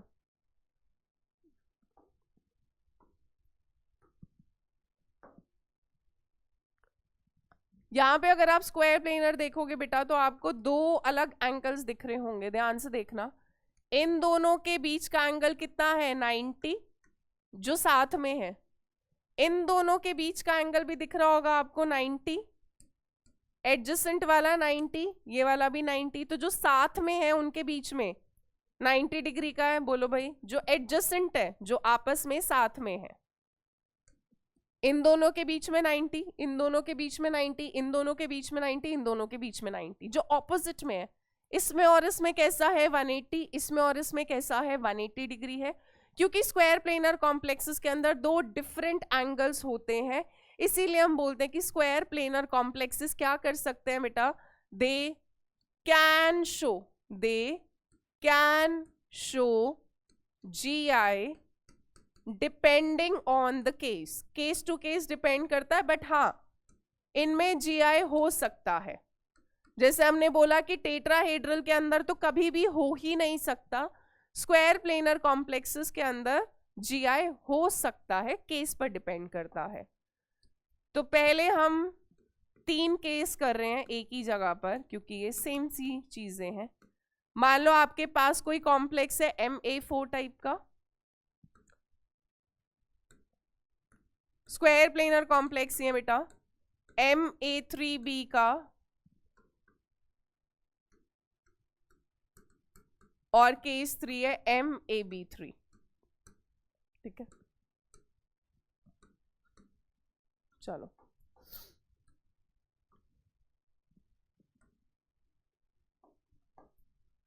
अब यहां पे GI निकालने के लिए हम क्या करेंगे, अरेंजमेंट देखेंगे। 4 लिगेंड्स है, चारों सेम है, A4 है। मैं पेयरिंग करके दिखाऊंगी आपको। ये मेटल है, जो 2 पेयर में है मतलब वो एक दूसरे के ऑपोजिट है, यानी A के ऑपोजिट A और A के ऑपोजिट A, ठीक है। अगर मैं इन दोनों A को एक्सचेंज भी कर दूं तो क्या कुछ फर्क पड़ेगा, आप समझो जरा। ये है A के ऑपोजिट A के ऑपोजिट A, यही है। अगर मैं बेटा ये 2 A को बदल भी दूं स्पेस में, क्या कुछ फर्क आ पाएगा? नहीं यार, A के ऑपोजिट अभी भी है, A के ऑपोजिट अभी भी A है। यहाँ पे कोई नया मॉलिक्यूल मिला तुमको एक्सचेंज करने पर? नहीं। कुछ नया तो अरेंजमेंट मिले, कुछ नया मॉलिक्यूल मिले, तभी तो मैं कहूंगी कि GI हो रहा है। यहाँ पर अगर मैं इन 2 A को एक्सचेंज करूंगी भी तो भी मुझे कुछ नया नहीं मिला, क्योंकि सब सेम तरीके का था। तो MA4 में कोई GI ज्योमेट्रिकल आइसोमेरिज्म नहीं होता, क्योंकि कुछ नया अरेंजमेंट मिल ही नहीं पाता, एक ही तरह का अरेंजमेंट होता है। MA3B देखो, M A के ऑपोजिट A पेयर कर रहे हैं बेटा, 3 A है 1 B है, तो क्या क्या पॉसिबिलिटी हो सकती है? A के ऑपोजिट A के ऑपोजिट B, जो 2 मतलब जो पेयर में है ब्रैकेट में, वो एक दूसरे के ऑपोजिट है, 180 डिग्री पर है, ठीक है। A के ऑपोजिट A के ऑपोजिट B, मान लो मैंने इन 2 को एक्सचेंज करा दिया, तो A के ऑपोजिट B, A के ऑपोजिट A, बात तो एक ही है यार। ये दोनों चीजें सेम ही तो है। कैसे सेम है, देखो मैं पहला वाला बनाती हूं, यहीं पे समझ जाओगे। A के ऑपोजिट A के ऑपोजिट B। दूसरे वाले में हमने क्या बोला, A के ऑपोजिट B, A के ऑपोजिट A, तो पहले वाले में भी तो यही है, A के ऑपोजिट A के ऑपोजिट A के ऑपोजिट A के ऑपोजिट B, A के ऑपोजिट B, बात तो एक ही है। दोनों स्ट्रक्चर सेम ही तो आएंगे मेरे पास। ब्रैकेट आगे पीछे लिखने से कुछ बदल थोड़ा ना जाएगा यार, स्ट्रक्चर तो सेम ही है स्पेस के अंदर। A के ऑपोजिट A 180 डिग्री पर है, A के ऑपोजिट B 180 डिग्री पर है, सेम ही है। तो MA3B के अंदर कोई GI नहीं होगा जब तक कुछ नया नहीं मिल रहा, कोई नया स्ट्रक्चर नहीं मिल रहा, तब तक GI नहीं होगा। MAB3 क्या GI होगा, तुमसे पूछा जा रहा है। MAB3 बेटा GI दिखा सकता है या नहीं दिखा सकता? अगर मैं यहाँ पर केस बनाऊं तो A के ऑपोजिट B और B के ऑपोजिट B, यही होगा AB3। ए के ऑपोजिट बी, बी के ऑपोजिट बी, एक्सचेंज कर देती हूँ इस बी को इस ए से, तो बी के ऑपोजिट बी, ये बी इधर चला गया, ये इधर आ गया, ए के ऑपोजिट बी, दोनों सेम ही है बेटा, ए के ऑपोजिट बी, ए के ऑपोजिट बी, बी के ऑपोजिट बी, बी के ऑपोजिट बी, कुछ नया थोड़ा ना मिल रहा है, दोनों सेम है। ये देखो जरा, पहला वाला बना रही हूं, ए के ऑपोजिट बी, बी के ऑपोजिट बी, दूसरे में भी यही हो रहा है। अगर मैं ए और बी को एक्सचेंज करा भी दूं, करा के दिखाती हूं तुमको, ए और बी को एक्सचेंज करा भी दूं तो भी तो बात एक ही है बेटा, ए के ऑपोजिट बी, बी के ऑपोजिट बी, सेम चीज है, कुछ भी नया मुझको नहीं मिल रहा, बी के ऑपोजिट बी ही है, ए के ऑपोजिट बी ही है। अब ए के ऑपोजिट बी बोलो या बी के ऑपोजिट ए बोलो, ये मत सोचना अलग कहानी है, नहीं भाई, दोनों एक दूसरे के ऑपोजिट है। सो यहां पर भी कोई जीआई नहीं हो रहा क्योंकि कुछ नया अरेंजमेंट हमें नहीं मिल पा रहा। तो MA4, MA3B एंड MAB3 के अंदर कोई जीआई नहीं होता, कुछ नया मॉलिक्यूल हमको नहीं मिल पा रहा। नेक्स्ट केस में तुमको एकदम मजा आ जाएगा और तुम्हें समझ आनी कहानी शुरू वैसे हो जानी चाहिए, पर कोई बात नहीं। केस 4 लेते हैं बेटा, MA2B2, क्या है MA2B2। पहले पेयरिंग करेंगे क्योंकि कॉम्पिटिटिव एग्जाम में हम इसी तरीके से करेंगे, हम ड्रॉ नहीं करते, टाइम ही नहीं होता इतना। MA2B2 में क्या क्या पॉसिबिलिटी है बेटा, एक बार ए के ऑपोजिट ए हो जाए, बी के ऑपोजिट बी हो जाए, मैंने ए और बी को एक्सचेंज कराया तो एक बार ये बी को इधर उठा के लिखो तो ए के ऑपोजिट बी, इस ए को यहां ले जाओ, ए के ऑपोजिट बी। क्या ये दोनों सेम है, तुमसे पूछ रही हूं मैं, क्या ये दोनों सेम है, जल्दी बोलो। मैं ये फर्स्ट वाला ड्रॉ करके दिखा रही हूँ और ये सेकंड वाला, क्या ये दोनों सेम है बेटा, ड्रॉ भी कर देती हूँ। पहले वाले में ये फर्स्ट ड्रॉ कर रही हूं, ए के ऑपोजिट ए है और बी के ऑपोजिट बी है। सेकंड वाले में ए के ऑपोजिट बी है और ए के अगेन ऑपोजिट क्या है बेटा, बी है। ये दोनों अलग कंपाउंड्स हैं क्योंकि पहले ए के ऑपोजिट ए था 180 डिग्री पर, अब ए के ऑपोजिट बी है 180 डिग्री पर। पहले बी के ऑपोजिट बी था 180 डिग्री पर, अब बी के ऑपोजिट ए है 180 डिग्री पर। ये दोनों मॉलिक्यूल्स डिफरेंट है। तो MA2B2 में कितना ज्योमेट्रिकल आइसोमर मिलता है हमें, 2 ज्योमेट्रिकल आइसोमर्स मिलते हैं। अब यहां पर ध्यान दे जरा बेटा, अगर सेम तरह का लीगेंड, ध्यान से सुनना, when same ligand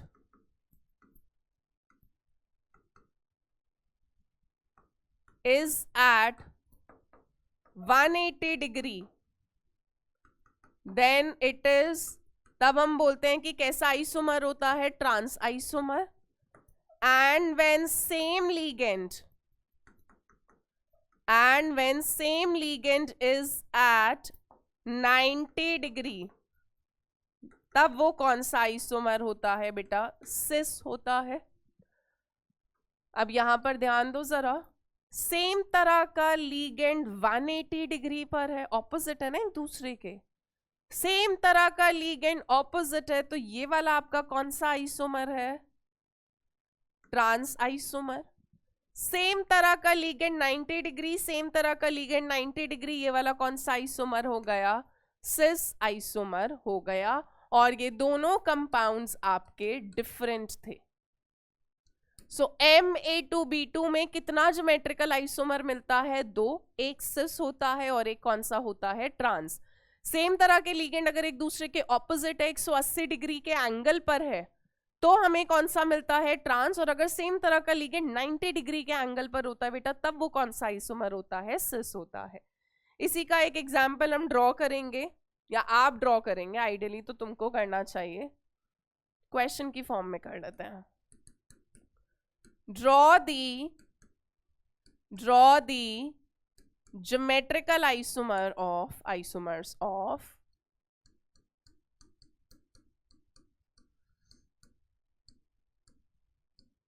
PTNH3 whole twice Cl2। Platinum का ऑक्सीडेशन स्टेट बेटा +2 आएगा, और हमेशा याद रखना, ये तुम्हें पॉइंट में भी लिखवाया था, प्लैटिनम +2 हमेशा कैसा कॉम्प्लेक्स बनाता है, स्क्वायर प्लेनर कॉम्प्लेक्स बनाता है। ठीक है, चलो बनाते हैं। प्लैटिनम को सेंटर पे रख दो, फिर देखेंगे एक बार क्या पॉसिबिलिटी हो सकती है बेटा, NH3 के ऑपोजिट Cl और NH3 के ऑपोजिट Cl। एक बार क्या हो सकता है, NH3 के ऑपोजिट NH3 ही हो और Cl के ऑपोजिट Cl ही हो, और तो कुछ नहीं हो सकता। सेम तरह का लीगेंड 90 डिग्री पर ये क्या हो गया, सिस। सेम तरह का लीगेंड 180 डिग्री पर है, तो ये वाला कौन सा होगा आपका, ट्रांस।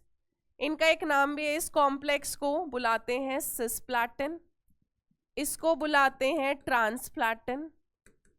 जो सिस्प्लैटिन होता है वो हमारे लिए बहुत इंपॉर्टेंट होता है।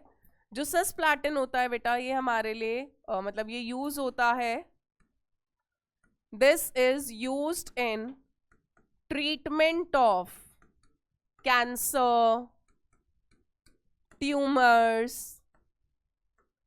इनके ट्रीटमेंट में यूज होता है। So this is cisplatin square planar complex, this is transplatin square planar complex है। इसके अलावा आपसे डाइपोल मोमेंट पर भी सवाल आ सकता है। जैसे डाइपोल मोमेंट की अगर मैं बात करूं तो ट्रांस वाले में कैंसिल हो रहा होता है क्योंकि ऑपोजिट होते हैं, तो जितना Cl इधर से खींचेगा उतना Cl इधर से खींचेगा। ठीक है, यहाँ पे जितना नाइट्रोजन इधर से खींचेगा उधर से खींचेगा, तो ट्रांस वालों में डाइपोल मोमेंट 0 आता है, सिस वालों में कुछ ना कुछ वैल्यू होती है। ठीक है, सो PTNH3 होल ट्वाइस Cl2 के कितने ज्योमेट्रिकल आइसोमर्स होंगे, 2 ज्योमेट्रिकल आइसोमर्स हैं, एक सिस एक ट्रांस। सो Ma2B2 के कितने GI बन सकते हैं बेटा, 2 GI बन सकते हैं। चलिए नेक्स्ट केस की बात करते हैं।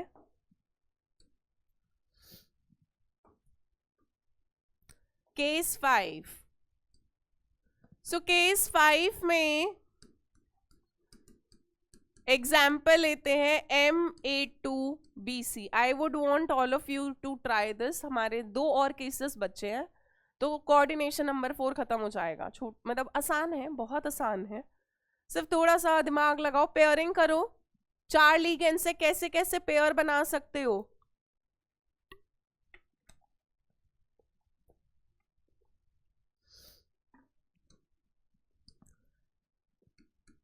एक बार A के ऑपोजिट A हो सकता है बेटा, और B के ऑपोजिट C हो सकता है। अब B के ऑपोजिट C लिखो या C के ऑपोजिट B लिखो, बात एक ही है। कोई सोच रहा हो कि अरे ये तो अलग है, लिखने में अलग है, बट वो स्पेस में सेम ही चीज है। B के ऑपोजिट C या C के ऑपोजिट B, बात तो एक ही है। एक्सचेंज कर दो, B को इधर उठा के लाई तो A के ऑपोजिट B और A के ऑपोजिट C। तुम अगर सोच रहे हो कि C उठाकर लेकर आओ तो भी बात एक ही आएगी। मैं एक बार C भी उठा के दिखा रही हूं कि कोई सोच रहा हो। तो अगर बेटा C आता तो क्या होता, A के ऑपोजिट C, B के ऑपोजिट A, बात एक ही थी। A के ऑपोजिट B, B के ऑपोजिट A के ऑपोजिट C, A के ऑपोजिट C, कुछ नया नहीं आएगा। तो आपको 2 ही पॉसिबिलिटी मिलेंगी। तो यहाँ पे ये दोनों स्ट्रक्चर्स डिफरेंट है, ठीक है। और Ma2BC में भी कितना GI होता है, 2 GI होता है। ड्रॉ कर लेते हैं, फर्स्ट वाला ड्रॉ कर रहे हैं बेटा। तुमसे पूछूंगी कि कौन सा सिस है कौन सा ट्रांस है।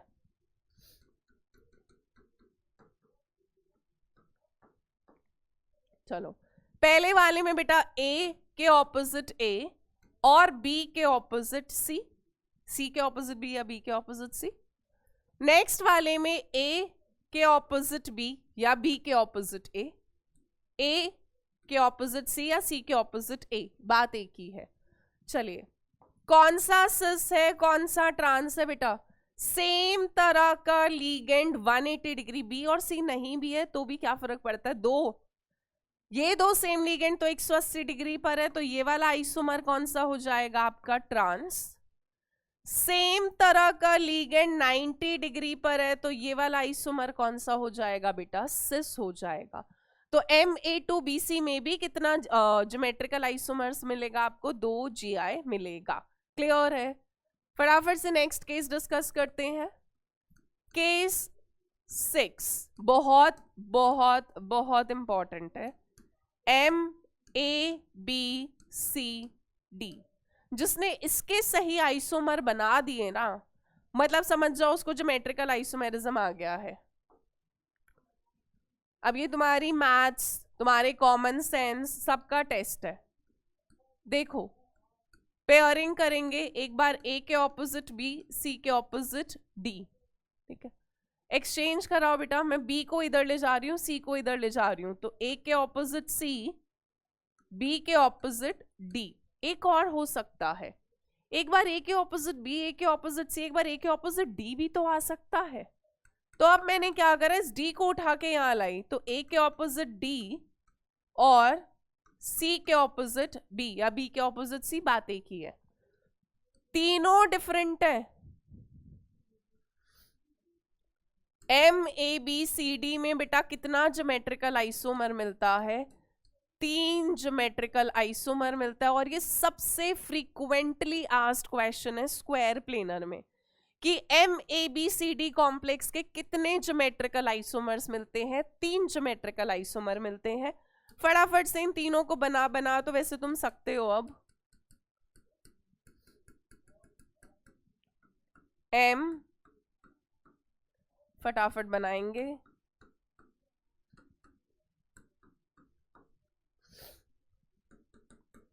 A के ऑपोजिट B, C के ऑपोजिट D। सेकंड में क्या है बेटा, A के ऑपोजिट C या C के ऑपोजिट A, B के ऑपोजिट D। थर्ड वाले केस में क्या हो रहा है बेटा जी, A के ऑपोजिट D है और C के ऑपोजिट B है। अब तुम देखो, ध्यान देना यार, A को ध्यान दो पहले, A के ऑपोजिट एक बार B है, A के ऑपोजिट एक बार C है और A के ऑपोजिट एक बार D है। यहाँ पे कोई सिस ट्रांस नहीं होता क्योंकि चारों लीगेंड्स डिफरेंट है, तो सेम तरह का लीगेंड है ही नहीं 90 या 180 पर। सिस ट्रांस नहीं है बट ज्योमेट्रिकल आइसोमर तो है क्योंकि 3 नए मॉलिक्यूल्स मिल रहे हैं, 3 नया अरेंजमेंट है स्पेस के अंदर। अब जरा B को देखो, B के ऑपोजिट एक बार A है, B के ऑपोजिट एक बार D है और B के ऑपोजिट एक बार C है। यही तो 3 चीज हो सकती थी बेटा। B के ऑपोजिट एक बार A हो सकता है, एक बार C हो सकता है, एक बार D हो सकता है। C के ऑपोजिट एक बार D हो सकता है, C के ऑपोजिट एक बार A हो सकता है और C के ऑपोजिट एक बार B हो सकता है। सेम D को ध्यान दो, D के ऑपोजिट एक बार C, D के ऑपोजिट एक बार B और D के ऑपोजिट एक बार A। इन 3 के अलावा और कुछ नया मॉलिक्यूल नहीं मिलेगा। और MABCD के कितने ज्योमेट्रिकल आइसोमर होते हैं, 3 ज्योमेट्रिकल आइसोमर होते हैं। एग्जाम्पल करते हैं इसका, PT NH3 NH2OH, हाइड्रोक्सिलामीन इसको बोलते हैं हम, ठीक है। NO2 PY प्लस, ठीक है। ये न्यूट्रल NO2 पे -1, तो X -1 is equal to +1, X +2, platinum +2, square planar complex, amine hydroxylamine, NO2 is nitro and PY is pyridine, ठीक है। MABCD टाइप है बेटा, स्क्वायर प्लेनर में कितना GI बन सकता है, 3। फटाफट से बना दो यार, एक पे फोकस करोगे तो सारा बन सकता है आपसे, बिल्कुल बनेगा। देखो एक बार NH3 के ऑपोजिट बना देते हैं NH2OH, तो NO2 के ऑपोजिट क्या हो गया बेटा, PY हो गया पिरिडीन, बाकी पूरे कॉम्प्लेक्स पे प्लस चार्ज आएगा। एक बार मैं NH3 को फिक्स रख रही हूं, एक बार NH3 के ऑपोजिट बना दो NO2, तो आपका NH2OH के ऑपोजिट क्या हो जाएगा, PY। एक बार NH3 के ऑपोजिट क्या हो सकता है, PY, तो NH2OH के ऑपोजिट क्या आ जाएगा, NO2।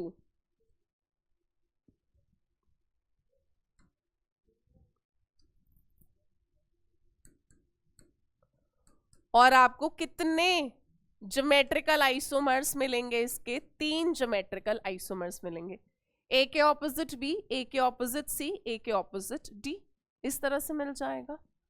और इसी के साथ बेटा लास्ट केस कर रहे हैं स्क्वायर प्लेनर कॉम्प्लेक्स का, case 7, M A B whole twice, पर यहां पर ए बी एक दूसरे के साथ जुड़े हुए हैं, where A B denotes your unsymmetrical, A B क्या डिनोट कर रहा है? Unsymmetrical bidentate ligand.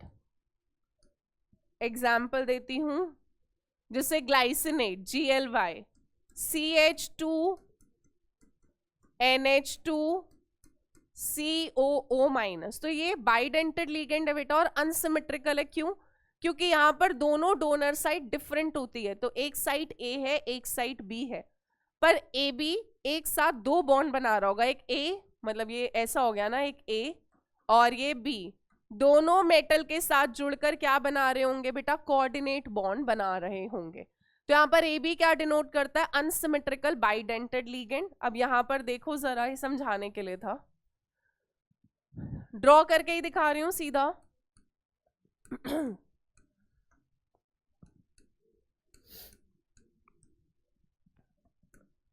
ये हो गया एक AB और एक हो गया ये AB, ठीक है। अब जरा देखना, सेम तरह का लीगेंड, अच्छा पहले मैं बना देती हूँ दूसरा वाला भी, ये AB उल्टा करके भी तो लिख सकती हूँ बेटा, B इधर हो A इधर हो सकता है।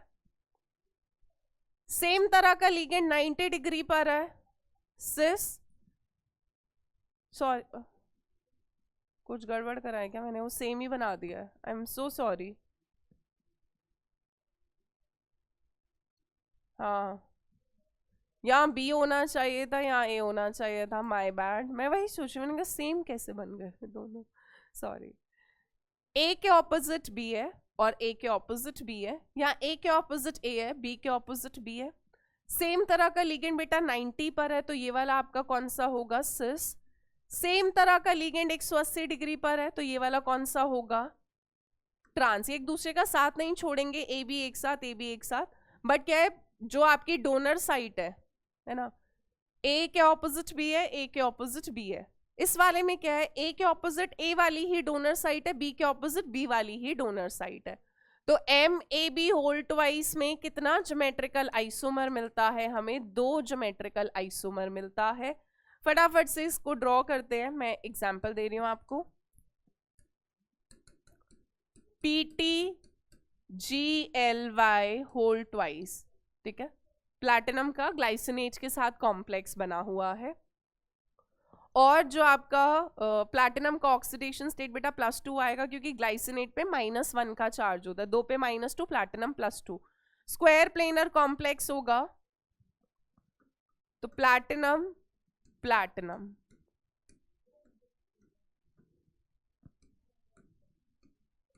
ये बहुत इंपॉर्टेंट है, ठीक है।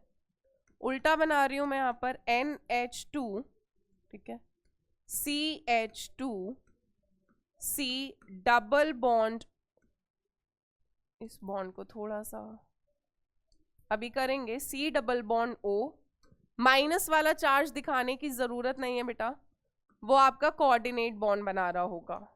मैं कोऑर्डिनेट बॉन्ड भी दिखा रही हूं आपको, ठीक है। यहां पर भी NH2 CH2 C double bond O minus वाला, ठीक है। सो यहाँ पे nitrogen donor side, nitrogen donor side, O minus वाली डोनर साइड। ये हो गया प्लैटिनम ग्लाइसिनेट का होल ट्वाइस। ऐसे ही ये वाला बनाते हैं बेटा, यहां पर जरा देखो, इस वाले को सेम रखो, NH2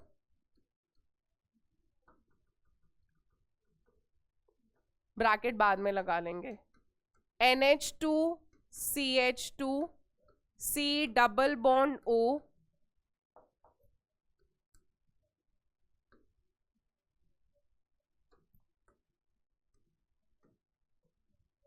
ठीक है। अब यहां पर क्या करा मैंने, NH2 नीचे की साइड बनाया,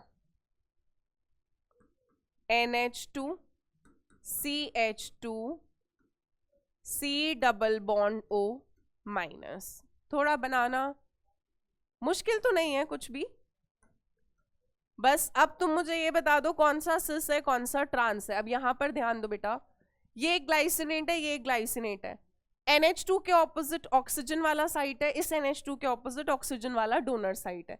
सेम डोनर साइट 90 डिग्री पर है, NH2 और NH2 90 डिग्री पर है, तो ये वाला तो कौन सा हो जाएगा हमारा सिस। NH2 के ऑपोजिट NH2 वाला डोनर साइट है, ऑक्सीजन के ऑपोजिट ऑक्सीजन वाला डोनर साइट है। सेम तरह का लिगेंड या सेम तरह की डोनर साइट ऑपोजिट 180 डिग्री पर है, तो ये वाला कौन सा आइसोमर हो जाएगा आपका, ट्रांस आइसोमर हो जाएगा। यही बेटा अगर आपका मान लो MAA होल ट्वाइस तरह का कॉम्प्लेक्स होता, मैं यही दिखा रही हूँ, A के यानी A, क्या यहाँ पे GI हो पाता, नहीं होता। तुम अगर A के ऑपोजिट हमेशा A होगा और A के ऑपोजिट हमेशा A ही होगा। तो फाइनली फटाफट से समराइज कर रहे हैं एक टेबल में, ठीक है। सो हमारे केसेस और GI अगर है तो कितने और नहीं है तो नहीं है। पहला केस क्या करा था हमने, MA4 MA3B MAB3, इसके अलावा MA2B2। फटाफट से लिखते जाओ बेटा किसके कितने GI बन रहे थे, MA2BC MABCD MAB whole twice, 1 2 3 4 5 6 7, एक और कर लेते हैं चलो, MAA का होल ट्वाइस, ठीक है। जल्दी से लिखो कहाँ पे कितना GI मिलेगा या नहीं मिलेगा।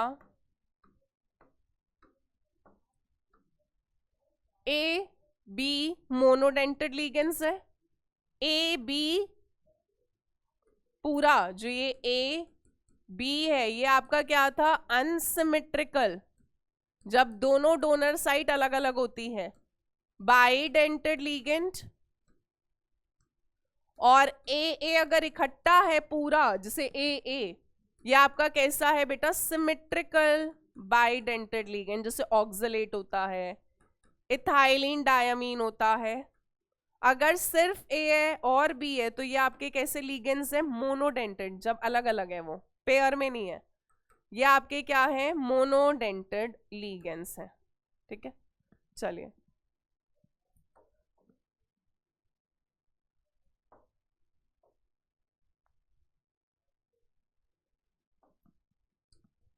MA4 में कोई ज्योमेट्रिकल आइसोमर नहीं था, MA3B में भी कोई ज्योमेट्रिकल आइसोमर नहीं था बेटा, और MAB3 में भी कोई ज्योमेट्रिकल आइसोमर नहीं था स्क्वायर प्लेनर कॉम्प्लेक्स में। टेट्रा में तो कभी भी नहीं होता। MA2B2 में कितना ज्योमेट्रिकल आइसोमर था बेटा, 2, एक सिस था एक ट्रांस था। MA2BC के अंदर भी कितना था, 2 ज्योमेट्रिकल आइसोमर था, जब A के ऑपोजिट A था और A के साथ में A था, सिस ट्रांस। MABCD के अंदर कितना ज्योमेट्रिकल आइसोमर था, 3, ये केस इंपॉर्टेंट है इसीलिए स्टार बना रही हूं। सिस ट्रांस नहीं होगा पर 3 नए अरेंजमेंट मिले थे। MAB होल ट्वाइस में कितने ज्योमेट्रिकल आइसोमर्स थे, 2, एक सिस एक ट्रांस, A के ऑपोजिट B, A के ऑपोजिट B एक बार, और A के ऑपोजिट A, हाँ, और B के ऑपोजिट B, ठीक बोल रहे हो। यहां पर भी कोई GI नहीं होगा। MA होल ट्वाइस मैं आपको बना के दिखा रही हूं बेटा, जैसे A A A और A, तुम समझदार हो। A के ऑपोजिट A और A के ऑपोजिट A ही रहेगा हमेशा, कुछ नया नहीं मिलेगा आपको। बात क्लियर है। तो MAA होल ट्वाइस में कोई GI नहीं होता। ये सारे केसेस समराइज कर दिए, which is very very very important. और इसी के साथ आज की क्लास को खत्म करते हैं। थोड़ी क्लास लंबी है, मुझे वैसे तो 1 hour 45 minutes की होती है, बट ठीक है, इट्स ओके। आइसोमेरिज्म का हमने बहुत मेजर पार्ट खत्म करा है। अब थोड़ा सा आइसोमेरिज्म और बचा है, which we will continue in the next class. Till then please keep revising your notes and I will see you in the next class. Bye bye, take care, thank you.